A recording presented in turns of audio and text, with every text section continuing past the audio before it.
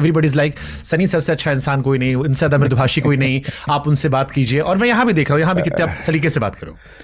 क्या ट्रांसफॉर्मेशन होता है कि जो इंसान ऐसे बातें करता है वो सडनली जब निकलता है तो लार्जर देन लाइफ होता है? कई लोग कहते हैं कि अंदर का होता है, आपके अंदर क्या भरा है पाजी जो इतना ड्रास्टिकली चेंज होता है? I love my profession, I love acting. मैं बचपन से, मुझे एक्टिंग इट्स समथिंग जो मेरे अंदर रही है।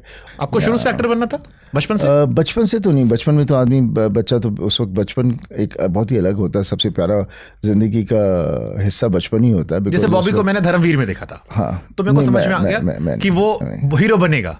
आपका कब से था कि मेरे को एक्टर बनना है? मैं जब स्कूल ख़त्म किया उसके बाद ही, उसके पहले नहीं, उसके पहले कभी नहीं था, नेवर बिफोर दैट। और स्कूल ख़त्म किया और ऑब्वियसली मैंने फिल्में बहुत देखता था। फिल्में मतलब कि सिर्फ पापा की फिल्में देखता था मैं, और किसी की फिल्म कभी नहीं देखता था।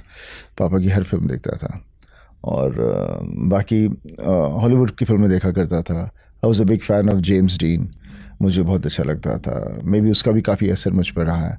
और पापा की पुरानी फिल्में, सत्या काम हो, फूल और पत्थर हो, हमारे अंदर चाहे जितने भी इमोशंस जो अंदर तैर रहे हैं, घोल घोल घोल कर रहे हैं, हमें एज एन एक्टर मौका मिलता है उसे बाहर लाने का। तो पाजी अगर, क्योंकि आज तो आपका पूरा दौर चल रहा है, फिर से मैं समय नहीं कहूँगा, समय छोटा शब्द होता है, अगेन सनी पाजी का दौर चल रहा है। तो इस दौर में अगर कोई डायरेक्टर आपके लिए एक रोमांटिक फिल्म लिख कर लाए और ये शर्त लिखे कि उसमें एक भी घूंसा नहीं मारना आपको। हाँ, मैंने की है। मेरी एक फ़िल्म है जो मेरी बहुत ही करीब है, जो मैं चाहता हूँ कहीं आगे जाके मैं रिलीज़ करूँगा, उसको अच्छी तरह से मैं प्रेजेंट करना हूँ, जिसका नाम गबरू है, जिसके बारे में पिछले साल भी मैंने बात की थी। वो बहुत ही प्यारा सब्जेक्ट है। लोग उसमें देखकर उनको डिफरेंट मेरा कैरेक्टर दिखेगा।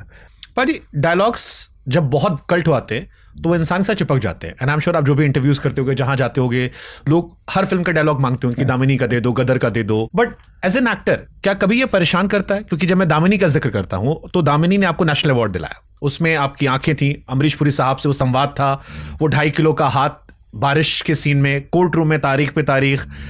बट जब फिल्म खत्म हुई और सारी बातें खत्म हो गई तो लोगों को 2 चीजें याद रह गई, एक वो 2.5 किलो का हाथ और एक तारीख पर तारीख। वो अदायगी, बाकी सारी चीजें वो शायद लोग भूल गए। एज एन एक्टर इतने कल डायलॉग होने के बावजूद कभी ये परेशान करता है कि सिर्फ मुझे लाउड नॉइस के लिए देख रहे हो? परेशान इसलिए करता है क्योंकि जो मुझे देख रहा है, जिसने मेरी पिक्चर पसंद की है, उसमें सिर्फ वो चीज़ तो थी, लेकिन दूसरी चीज़ों ने उन्हें पकड़ के रखा जिसकी वजह से उन्होंने मुझे पसंद किया। But because of the digital या न्यूज़ एंड एवरीथिंग, जहाँ पर भी लोग बातचीत करते हैं, तो उस चीज़ को ज़्यादा एलैबोरेट किया जाता है और फिर लोगों को लगता है कि ज़ोर से बोलना, ये करना, वो लाउड एक्टिंग है, चीख रहा है, चिल्ला रहा है। वो नहीं है आपको, क्योंकि मे बी लोगों के पास, लोग उस वहाँ तक नहीं पहुँचते, उस इमोशन तक जहाँ उन्हें वो इमोशन पोर्ट्रे करना पड़ता है। But those emotions have been portrayed by me where a person is out of control and उसको लोग बोलते चिल्ला रहा है, चिल्ला नहीं रहा, उसके अंदर इमोशन है, उसके अंदर बात है, वो कुछ कह रहा है। बट जिसने जो कहना कहे, मैं किसी को ना कहने के लिए मैं कुछ कर तो सकता नहीं हूँ और मुझे कोई फ़र्क नहीं पड़ता।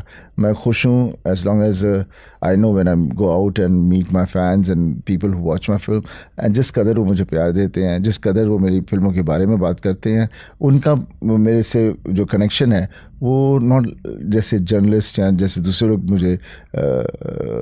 मुझे पेश करते हैं उस तरह का नहीं होता।